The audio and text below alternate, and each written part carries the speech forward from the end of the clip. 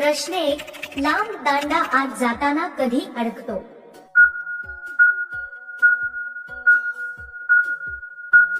उत्तर: जेव्हा दांड्याची हालचाल वेगात असते पण त्याला आत जाण्यासाठी योग्य जागा तयार नसते तेव्हा तो सहज अडकतो. जागा घट्ट असेल किंवा दांडा खूप मोठा असेल तर त्याला जाण्यासाठी जास्त दाब आणि योग्य पोझिशनची गरज असते. योग्य कोन, योग्य पकड आणि थोडीशी घसरण मिळाली की तो नीट सरकतो. प्रश्न 2. चिमणीतून पाणी कधी बाहेर येतो?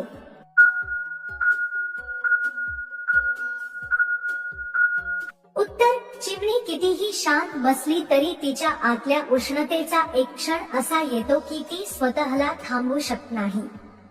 आत जमा झालेली उकळी, गरमी आणि दाब वाढत जातो आणि जेव्हा तो दाब चिमणीच्या मर्यादेपलीकडे जातो तेव्हा पाणी थेंब थेंब बाहेर येताना दिसतं. हे नैसर्गिक असतं कारण जेव्हा वातावरण बदलतं, गरमी वाढते आणि चिमणीच्या भोवती ओलावा वाढतो तेव्हा तिच्या आतल्या भिंतींवर होणारी घर्षण आणि तापमान यामुळे थेंब तयार होतात. ते थेंब हळूहळू एकत्र येतात आणि योग्य क्षणी ते स्वतःच